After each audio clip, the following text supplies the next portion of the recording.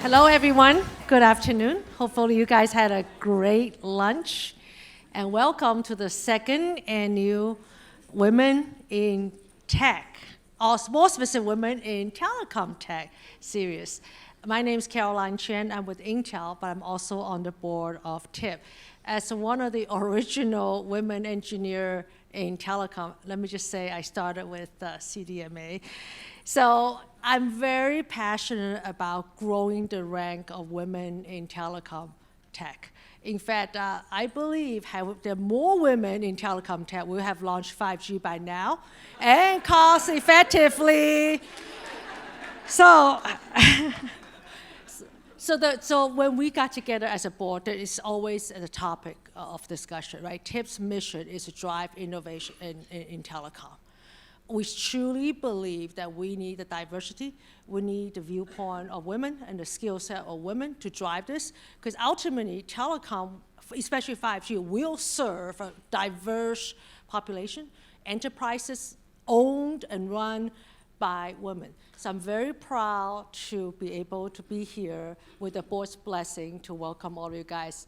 And I especially want to thank our generous sponsor, STL. In fact, I would like to introduce John to come up stage and say a few words.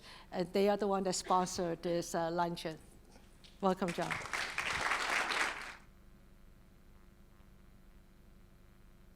Thank you. Good afternoon. Whether you think it's ironic or not that a man has been asked to introduce the Women in Technology lunch, there's zero doubt in my mind that men and women are natural allies at the top of a fragile food chain on planet Earth. We all stand on the shoulders of giants. And in science and technology, the lists include the legends of Marie Curie and Melina Merak, Albert Einstein's largely uncredited first wife, Ada Lovelace, Grace Hopper, Katherine Johnson, and Adele Goldberg, who worked with Alan Kay to define Smalltalk, the foundation for all modern object-oriented software. I want to think that the arc of history leans towards justice, and that the brightest among us, no matter their station at birth, are able to rise to serve a greater good.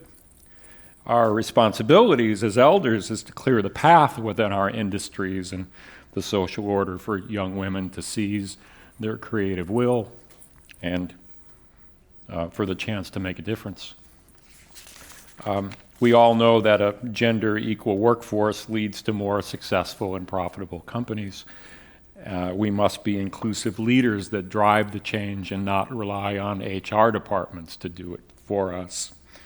I have been asked to inform you that the Women in Technology International is offering all attendees today a complimentary membership, and that members will get access to weekly webinars, online coaching circles. It's a promo.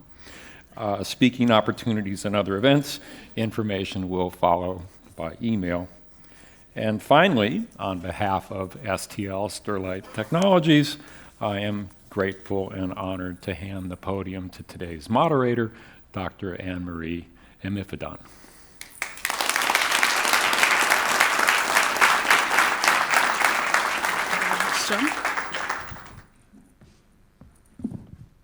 Thank you very much, John and Caroline. Afternoon, everybody. I hope you all enjoyed lunch, but hopefully not too much lunch. I know we're in the lull post-lunch, so if any of you feel yourself going at any point, just pinch yourself.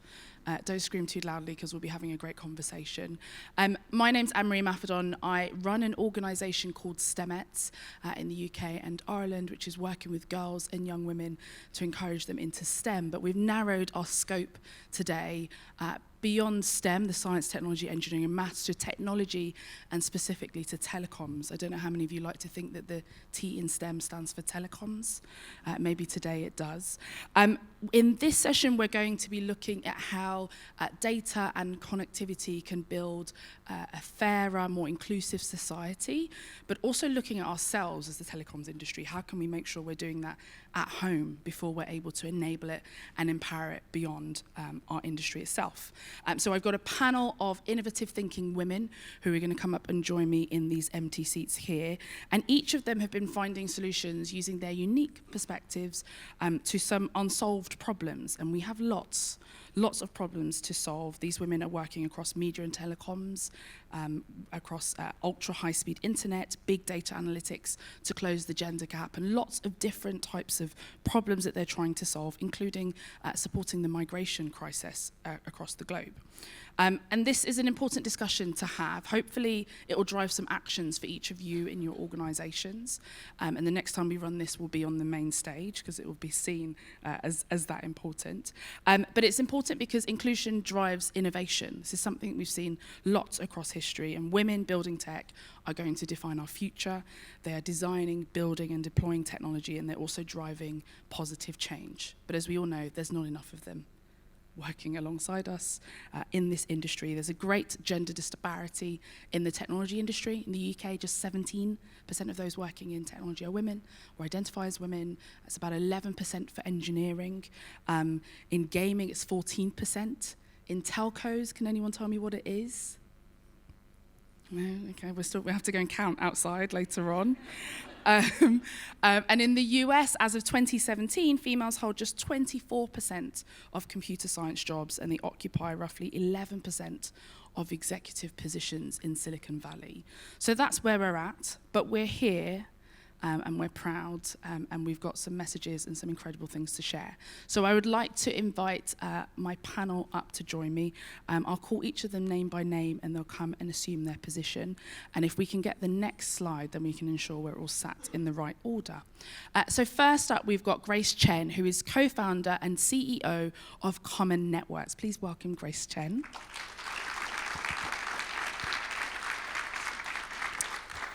Next to her, we'll be having Kate Campos, who is program manager at Facebook.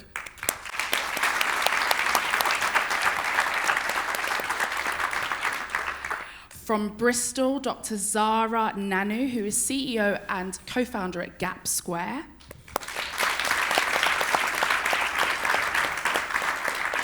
And to complete our panel this afternoon, Amy Wettenhall, who is an associate director at Macquarie Group. So thank you for joining me on stage. For anyone who doesn't know who any of you are, let's start off with a round of elevator pitches. You've got 1 minute. Who are you? What do you do? Got it. I'm Grace Chen. I am one of the co-founders and the CEO of a tech company called Common Networks. We provide fixed home wireless internet service, primarily in California right now. We're a combination of a tech company. We built all of our infrastructure from the ground up, and an ISP, because we actually also are an operator. My background is in product and building software products at Square, the payments company, and at Google before that. Thank you very much, Grace. Kate. Hi, I'm Kate Campos. I'm a program manager at Facebook, and I manage a portfolio of programs extending high-speed Wi-Fi and LTE in some of the most rural, remote, challenging communities. I work with a lot of our partners in the room today to find the right tools, products, and technologies that support the business case for rural. And I'm really excited to be here today because since joining the telco industry, women in tech has been a big passion project of mine. Thank you, Kate. Yeah, I'm Zara. I run a company called Gapsquare. We're based in Bristol, and we use technology and data to help businesses understand where they are and from the point of view of gender gaps, both in terms of workforce as well as gender pay gaps, and take more informed decisions around that. We started the company when the World Economic Forum said that it will take 217 years for the world to close the gender gap. At the same time, the World Economic Forum was saying that by 2030, we'll be getting to events like this in self-driving cars, we'll be waving people off to Mars, and yet in 2030 we'll still be 200 years away from achieving pay parity. So we thought, is there a way we can use data and the same technologies that are being used to accelerate progress elsewhere to actually facilitate progress in the space of equality and gender, and that's what we're doing and working with companies around the world. Thank you, Zara. Amy. And hi everyone, lucky last.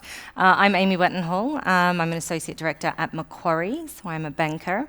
But I have an extensive background in media and telecommunications. I was at the BBC and at Ericsson, so I have some in-depth experience of the commercial models that we need to further the connectivity crisis that I think we all accept that we have. And Macquarie really feel that there's a need to embed investment as a conversation much earlier in the process as we move through to connecting rural and urban areas. Thank you very much, Amy. So that is our panel. I'm going to start this conversation with you, Zara.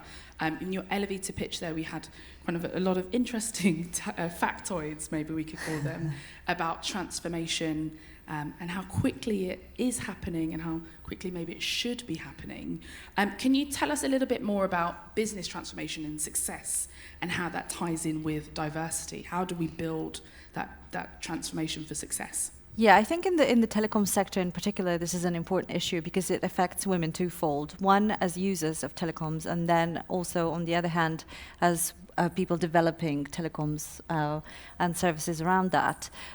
Data is actually showing how much more successful companies are in terms of innovation and in terms of return on investment when they become more diverse. For companies that increase diversity in their top roles, they have 10% higher returns on their investment than their competitors. Companies that have increased diversities on board and in their senior leadership roles subsequently have share price growth that is faster than their competitors. The innovation is faster, and acquisition of markets outside of their original kind of market scope is much faster. So ultimately, the conversation becomes important because it's not a corporate social responsibility thing. It's not let's just do good and help those poor women out there by involving them in telecoms. It's about profitability. It's about becoming relevant, innovative, and driving purpose and profit within your company. And it is about being inclusive. It's so important, and I know there will be lots of examples across telecoms, but if we look back at maybe seatbelts or lots of inventions where not being diverse in those spaces, not being inclusive has meant we now effectively have seatbelts that don't work for half the population and maybe even more. So there's lots that we need to do. Grace, within your organisation, you've been pioneering at least in trying to broaden this diversity. How have you developed a strategy to disrupt the telco space? From the overall strategy level of like just what we're doing as a business, we're a Series B VC-funded startup and out of San Francisco, and at the holistic level, it's just about setting really clear priorities and really focusing, because we don't have the luxury of doing a lot of different things. So it's really about focusing the team. In terms of diversity, we put into place a couple different things that I'd be curious to hear Zara's opinion on. The biggest two that are a little bit different is, one, we have a completely transparent compensation structure at our company. So from day one, me and the 3 other co-founders decide to do a completely open compensation. So everyone knows what everyone gets paid and how much equity they have in the whole company. It's in a big spreadsheet, so you can just look at it. Actually, I was the only one against this in the very beginning, and the other 3 had to convince me that it was going to be a good idea for diversity hiring, because there are a lot of women out there who don't negotiate as aggressively as men do, and so if you do transparent compensation, it forces you as the managing team to be incredibly fair and not just go, okay, I give this guy an extra 10K because he's so annoying, and like I just really need him right now, so I'll just, okay, whatever. And then also, people ask for raises in different ways. And so if it's completely transparent, it's got to be performance-based, right? Because everyone can see it. It has its pros and cons. I'm curious, because I've heard from other women that it's a terrible idea too. But for us, it's actually been really interesting in terms of driving people to join because they appreciate the transparency. The second thing is about our interview process. Specifically, I think you're going to touch on this a little bit later too. You want to create a hiring process that is inclusive and that isn't subconsciously set up for people to not make it quite through the system, right? So people think in different ways, and different genders, ethnicities, backgrounds might be more comfortable making mistakes versus being more careful. So for when we interview engineers, we actually do a project-based interview as well as pair coding, because not everyone wants to sit there and code right next to someone and make mistakes in front of them. It's a different cultural experience. Those are a couple of things that we've been doing. Zara, I think that's very forward thinking, because if companies aren't already thinking about being transparent in terms of pay, Glassdoor is, and actually is providing a platform for employees all over the world to put their wages up and be more transparent. And actually recent Glassdoor research was showing that 48% people who were looking up wages on Glassdoor and saw that they're being paid differently than their colleagues or thought that they're being paid unfairly were more likely to leave their jobs. And 52% of those were people in senior roles. So companies that aren't thinking about transparency are leaving it to Glassdoor to open those cards and then making themselves vulnerable to losing that talent. And once you start losing talent, you become less profitable, less interesting to new talent, and then you're likely to lose altogether and not have a business at all. So, Kate, what have you seen work well in hiring women? Yeah, at so Facebook? so I want to start by saying it is all of our responsibility to hire more women, men, females included. And I'll start by the Lean In Foundation and McKinsey publish a report every year on women in the workplace in the US. And this year, 35% of entry-level positions in telco were female.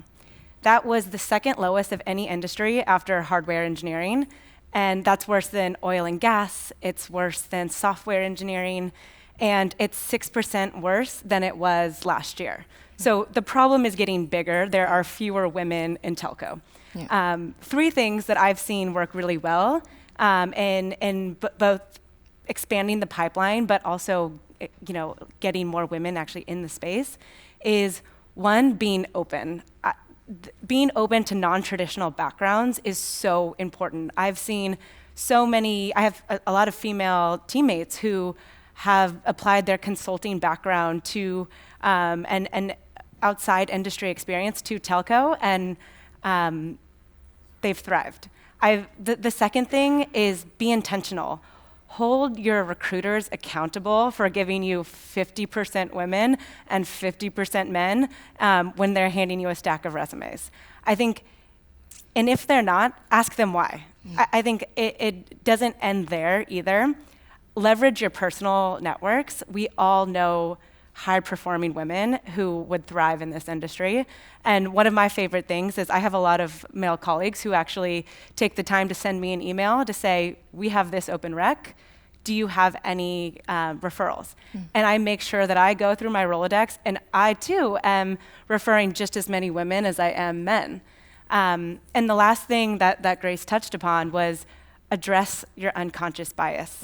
We all have it, and when we set our criteria for hiring for hiring, if we stick to the same 7 criteria of having 10 years of industry experience or X, Y, and Z, we're just perpetuating the status quo and we're making the problem worse.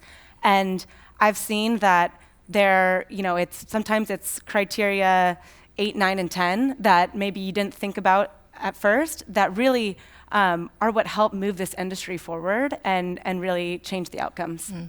Amy, I want to bring you in on this. Kate spoke there about what sounded effectively like sponsorship, advocating for people and putting them forward. What's been your experience with sponsors, with mentors? Yeah, and just touching on the hiring process, because I think that's a really important point. When I was in my role at Ericsson, I looked after almost 100 countries, hundreds of employees, and hiring's tough, and it takes up a lot of time. And I don't think that as, leaders in industry, we allow ourselves the time and space. To your point, why, I could sit there and say to a recruiter, I want 50% CVs, and they're not going to get them because they're not coming in. And so we need to actually take some time and space and work with our HR departments and look at, okay, what is it about this job spec that's not appealing to women? Is it because this job spec just lists 10 technical attributes that someone has to have? Because if you're a woman, in my experience, you're more likely to say, oh, I'm crap at Excel. Yeah. Oh, I can't do coding. Oh, no, that's not for me. Whereas actually, if we're articulating our job descriptions in that we need collaborative thinking and problem solving and, emotional intelligence and communication skills, a woman is more likely to think, yeah, well, that's like me. I'm a really good communicator. I think I'll give this a run and I think I'll apply for this job.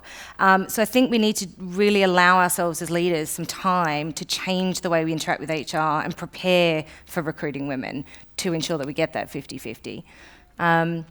To the point on mentors, which I've ducked there. Look, for me, I mentor a lot of women. I think the different dynamic mentoring women and men is that more often I get a question when I'm mentoring women about how do I balance the professional and personal priorities in life. I don't tend to get that from men so much, but I'll often get grads saying, you know, I want to have a baby one day. Should I be even doing this job? How am I even going to do that? You know, and so that's often a topic that's really helpful in terms of mentorship. But my own mentors, my personal experiences, it's been a bit ad hoc. It's been a bit, you know, accidental that people have just come into my career that I've learned from and have guided me, but I've certainly not gone down a conscious path. For the rest of the panel, how have you selected mentors? Do you have mentors? Who are you mentoring? Yeah, so I want to reframe mentors. For me, I think it comes down to two big things, and that's allies and sponsors. For me, allies, and here the difference is, allies to me are my teammates that empathize with the fact that I'm from an underrepresented group, and who actively advocate for me or on behalf of women. Sponsors are different. They are someone who takes the time to really invest, to understand someone's skill sets, to really use their own political capital to put up their female colleague for an opportunity that they would have been overlooked for. And across the board, every woman I've talked to, including my own personal experience, we've all had sponsors in our career who have helped us take that big next step that really accelerates and advances in our careers in a way that scares us, but then we have the everyday allies to really be there and that help keep that motivation and that drive to stay in it. We've done some research in previous years around what women find valuable in workplaces in terms of career advancement, and sponsorship is something that they valued more than mentorship. And actually some view mentorship as a kind of another way to say, oh, women are frail and weak and they need to be mentored, and that reinforces that bias that we somehow need a hand-holding to achieve what we want to achieve. And what women are saying, actually, we want to progress in our career. We want those sponsors who are going to suggest our names when they're in the decision makers are in the urinals and taking all the decisions that they do, and help progress women's careers through. And that's what they need. That's the push. Yeah, I've had more ad hoc mentors as well, not someone that I officially said, oh, will you be my mentor, but great managers along the way, both men and women. But I have, I guess, what you would call a sponsor, but I didn't know that was what it was called at the time when I was at Google. One particular manager that I was in sales and ops, it was the wrong place for me. This is absolutely the wrong place. I should be in like product development. And she recognized that. Her name is Gretchen Howard. She's actually now the COO of Robinhood, the up and coming financial company. And she said, you should be a product manager. Well, I don't meet any of the requirements on paper, right? You have to have a CS degree. I don't have an engineering degree, but not a CS one. And then if you don't have that, then you need all these different approvals. And she was like, I'm going to make it happen, and talked to all the VPs, cut through all the red tape for me and pushed it through. And that has changed like the entire course of my career after that. So I think what Kate didn't say, which we said you were going to say, is if you're not sponsoring a woman right now, why not? Yeah. So this was my question. I was asking, who is mentoring? Who would say they are a mentor? Gosh, okay, so we have to walk before we run, maybe. I can say that I'm a mentor. Okay, cool. So those of you that don't have mentors, we also want to know your secrets. Who is a sponsor? Okay. Who's sponsoring women? Okay, cool. Who has been sponsored or who's had sponsors? Marina's answered everything with her hand up. Marina's got it all. She's got everything. So that's really interesting, because these are habits that we need to form across industry to see that kind of change. And it was great that you touched on kind of the kind of background that you have, Grace. I know, Kate, you have a non-traditional background. So what has your experience been like in the telco sector as someone who is coming through not with that engineering degree, not with that computer science degree? Right. So 3 years ago, I was interviewing for a role at Facebook, and I started the interview with, I think the recruiter made a mistake because I don't have any telco experience. And the hiring manager who hired me into Facebook said, Kate, you have managed a budget bigger than I have. you have emerging market experience in all of our priority countries, and you speak Spanish, which is what our partners need. And he said, the industry is changing, the industry needs new blood, and I'm willing to bet my career that you will succeed. And 3 years later, I am a leader in Facebook's connectivity org. I am here on this panel, and I want to emphasize the point that even having a non-traditional background, I've been able to influence new types of connectivity programs. And one that I'm especially proud of is our connectivity crisis response efforts. And the most recent one, I was a team leader in Colombia, helping Venezuelan migrants. And there's no better way to tell this story than the video that we have.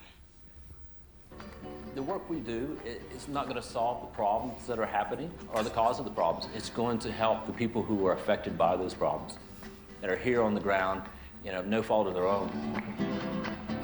I've seen kids that we call it a 1,000-foot stare. And then once connectivity comes, it's something that's familiar to them. It kind of gives them a reach back to their communities, back to their families. And give me a second. Sorry. No worries.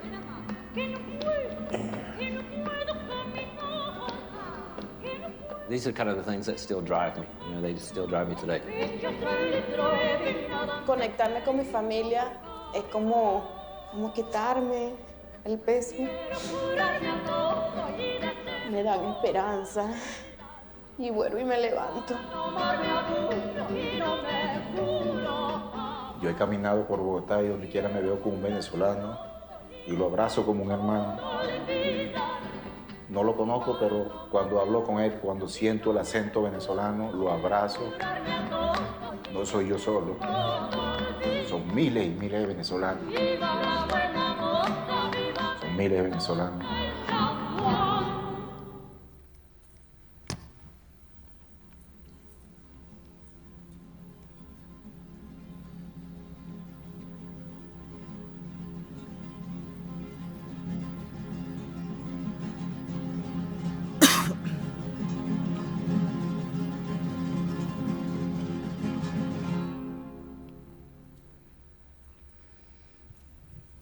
Fantastic work.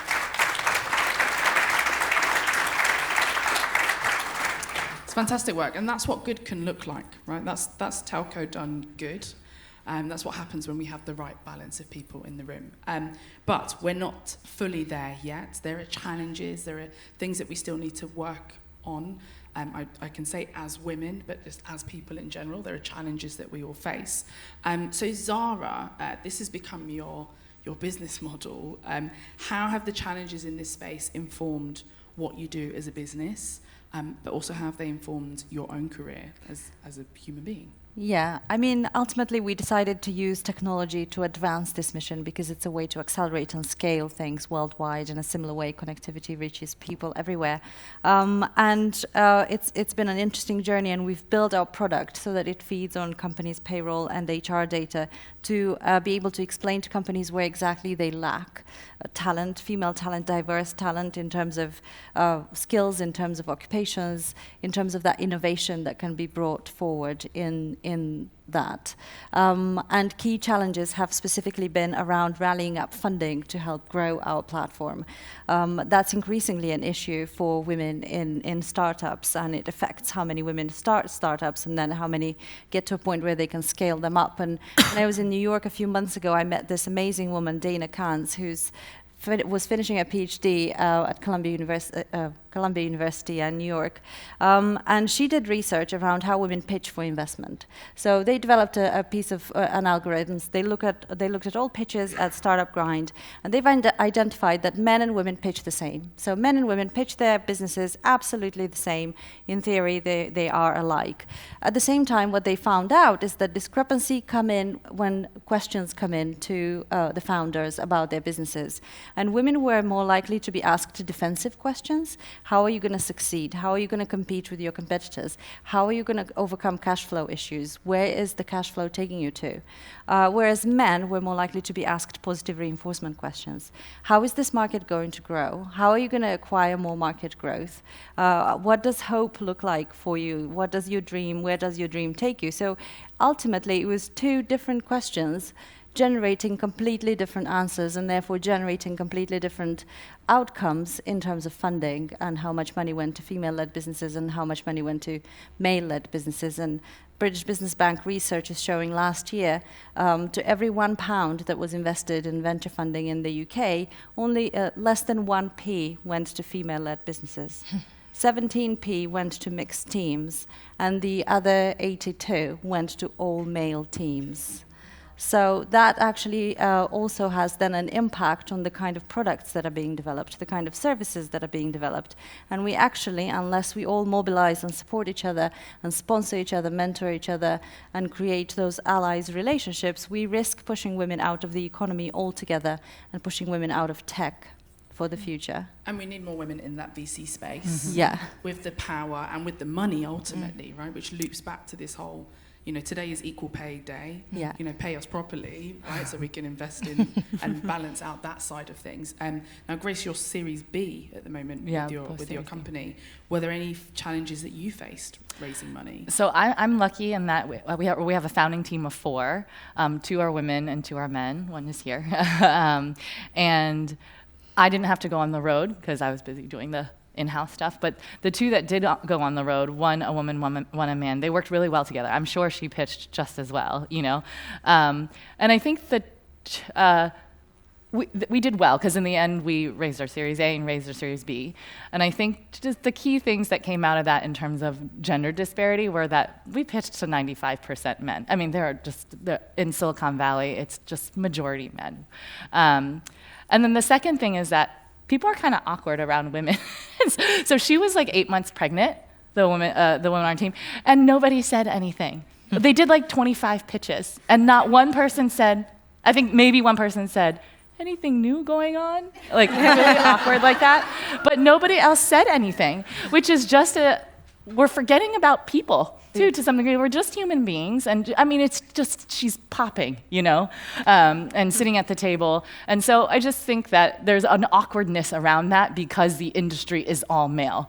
If there were female VCs sitting in the room, I'm sure they would have been like, oh, congratulations, and so we're forgetting some human aspects because the industry is lopsided in venture capital, for sure. Yeah, that's one thing not to say to someone who's 8 months pregnant. Anything new.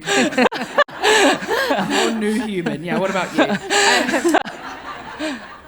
Thank you for that, Grace. So before we go to questions from the audience, because it's important to have this as a dialogue and a discussion, I wanted to pick up with you, Amy, on the future generations. This is something that I do as my full-time role. We work with the girls, they're as young as 5. We get them into telcos, get them into tech companies, into science, to see what it's like. And what I find always missing is that when we talk so much about what technology is capable of doing, bigger, faster, stronger, harder, whatever, but we don't talk enough about the altruisms and problem solving, like we saw in the video from Kate, but also the creativity that's involved in it, which I don't know how many of you find telco an incredibly creative space to be in? Maybe actually not one hand up, I don't think. I've been told that telco is an incredibly creative space. You're involved with teen tech. What are you ending up seeing? What are they doing for anyone that's not heard of teen tech? Yeah, sure. So I'm a non-exec director at Teen Tech. So we run STEM innovation schemes for both boys and girls across the UK and in some other countries. And essentially what we ask the children to do is just, park the maths, park the science, park the computers, and pick a problem that you think we're going to need a solution for in the future and find a way to solve it in a group, in a team, collaborate, and we pair them up with a whole lot of mentors. So we've got a couple of groups working with some grads at MIT in the States and just workshopping these life problems and global problems that we're going to have. And it's really valuable for the children. It's even more valuable for the parents. Certainly within the UK, there's a real gap in terms of parents' ability to coach their children and mentor their children on what's possible in STEM. And certainly from an education system perspective, I think there's a lot more that we need to do certainly in the UK.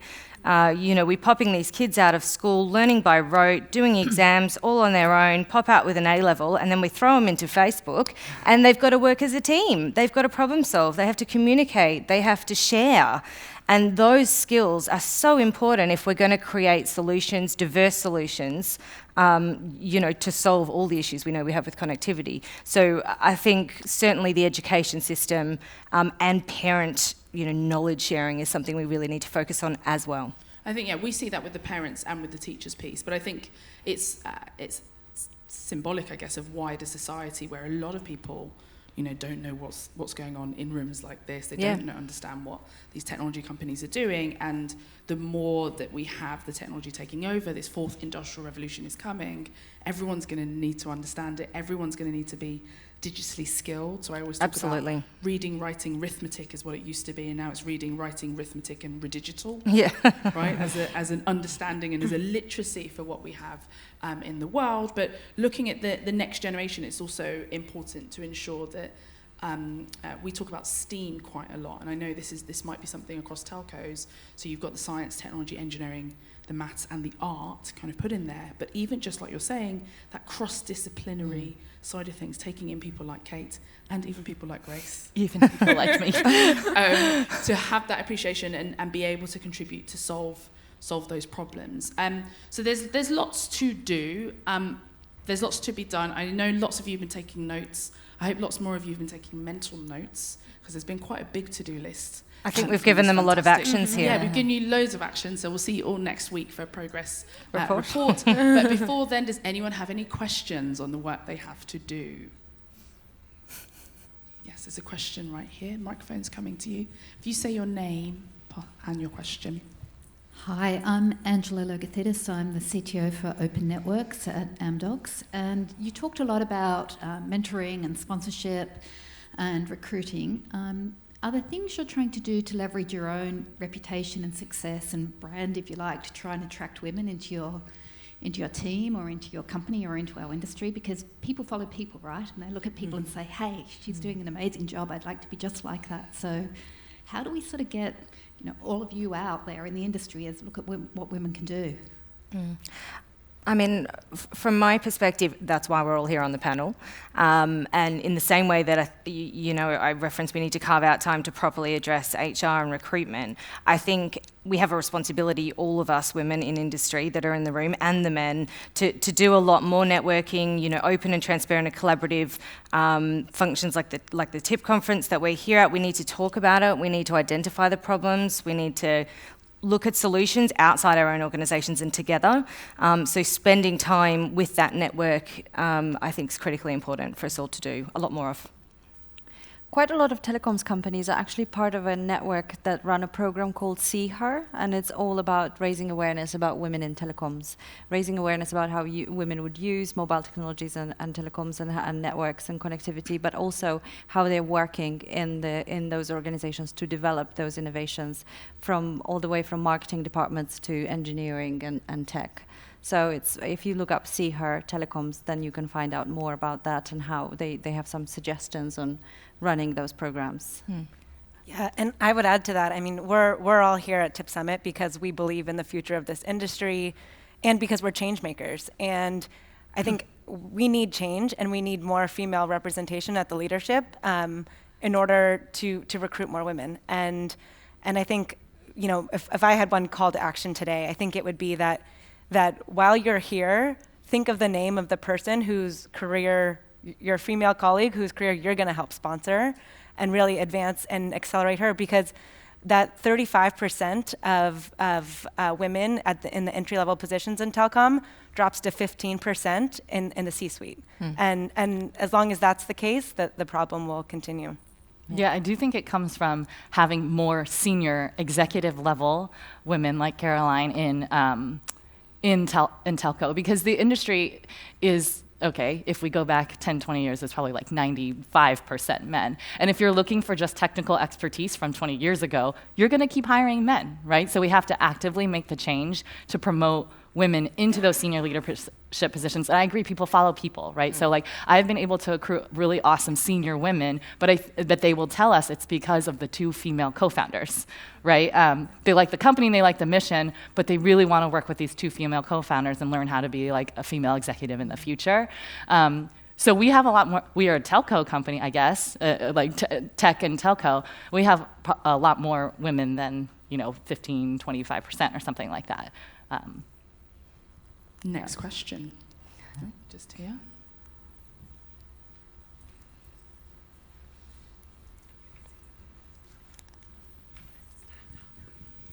Hi, my name is Heather Marquez. I'm also with Facebook. It's great to see a wonderful group up on stage. One question I'm curious about is, as we know in this industry, it is highly technical. You guys talk about having non-traditional backgrounds. What advice would you give to the folks in this room about women that are entering this space and the intimidation that they can have when dealing with the technologies, all of the 10,000 acronyms that go with them, and not feeling like they need to be intimidated? So I'll start just by saying that for me, it comes down to the everyday allies. I'm fortunate at Facebook to have, I don't know, like 20 plus allies that I work with on a day-to-day basis, many of whom are actually here today supporting me. And I think having that specific industry coach who I can ask any question to, who I don't get imposter syndrome around, like that to me was fundamental and just that getting over that learning curve initially. I agree with that actually. So I'm an engineering background, but not networking. And there are so many acronyms, and there's mobile, and there's fixed, and there's just a world, it's like a whole different world of terminology and technology to learn. And I would say, Mark, who's here, is one of my co-founders, we have what we call Professor Mark time. Even I've had a bit of that today. She's gotten to do Professor Mark. And I get to ask anything, and it can be dumb, and he never condescends. It's just excitement about teaching. And if you can even do that for your colleagues, that's huge. Do not judge the questions they ask you. Give them the opportunity to learn. And that can be huge. So having that kind of ally that is like, feel free. Yeah. Feel free to ask it. And so I call that my Professor Mark time.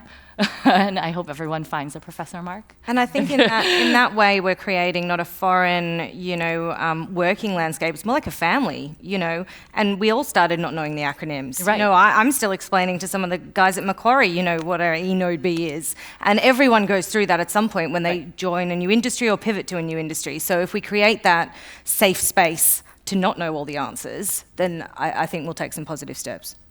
Don't be condescending. If nothing else, that's a great piece of advice that should be shared widely. Unfortunately, we're basically out of time. I'm looking to Marina, we are out of time. Yeah. We are out of time, there we go, because the lady says so. I wanted to kind of close, though, I want to nab a little bit more time. I wanted to close with one question to all of you, and I'm going to answer it first and then pass it to you. And my question is, what's the one most impactful thing companies can do to close the gender gap? My answer to this question, I've been asked this all the time, and I think it's really interesting. We've done a whole panel on women, and we've not spoken about children at all. I did that earlier this week in London and was scolded by a member of the audience to say that motherhood is a part of womanhood, and so it is. So there we go, mentioning women are mothers. But there's a great book, which if you haven't read it already or heard of it, you should. It's winning all the prizes this year, and it's called Invisible Women, and it's by a woman called Caroline Criado Perez. And it talks about the gender data gap, which is something that kind of, now that I've read the book, and I know you're nodding as you have as well, it gives you a whole new lens on which to look on life. But I think there's an answer to this question in that, which is, there's an anecdote that talks about a director's dinner that is being attended by a couple of directors at a company, and they've been invited by the company, and there's a woman in this team who happens to be a single parent, single mother. I think in the US, 90% of single parents are women. In the UK, it's 80%, whatever, vice versa. And it talks about the fact that her male colleagues, check the hotel closest to this dinner, and they find a room, they check that they've got nothing else going on, and they book themselves into the hotel. This woman, her surname's Bavasso, she has to find and check with the babysitter that the babysitter is available so she's able to attend the dinner. And so the book asks the question, the hotel is an allowable a company expense. Is the babysitter an allowable company expense? And so we've got to poke a little bit at our norms, as well as not being condescending, which I think is just as important. We do have to poke at what are the things that are normal, what are the policies that we have that are getting in the way, and actually just making it awkward to be a woman in these spaces. So that's my answer. The four of you. Want to start? Well, I thought you were going to make me last, and then I could say I agree with everything my panelists have said. Yeah, look, no surprise from me. I think that I'd really like to see much closer collaboration between industry and education. You know, go out to your CSR leads, sponsor STEMettes, come and talk to me about teen tech, and let's do all the great work that I'm sure we're going to recommend we do inside our companies, but let's not forget the pipeline. What about the chairs, Amy? And also, yeah, a huge progress for diversity here, that we're not sitting on very high stools. We all noticed that today. Yes. Good job. The comfy chairs. Yeah, I mean, I couldn't agree more with that. And I think when often we talk about this issue, it's easy to focus on the women and how we fix the women, how we fix their confidence, how we fix their confidence in themselves and what they can do for their organization, how we upskill them. And in turn, I think it's important to actually look at the organization and the structures within the organization and the policies and the way and the culture and the way people are doing things within the organization and challenge them. Just because something has been done a certain way over the past 20 years does not mean that it has to stay the same way, and actually that can lead to more creative, more sustainable organizations if we overhaul the structures and look at building something together that works for diversity and inclusion.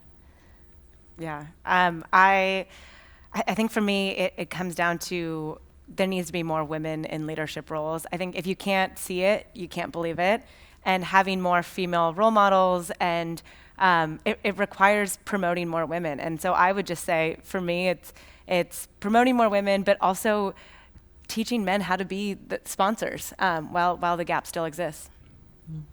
Oh, you took mine. I think I was going to say women in leadership, too, I think is actually the key, because if you have them at the C level, if you have them at the executive levels, it changes. It does flow down.